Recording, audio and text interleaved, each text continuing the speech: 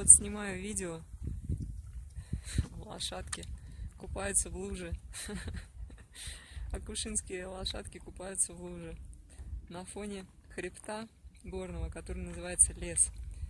Спросили мы вот тут у знающих людей, нам сказали, вот этот хребет в Акушинском районе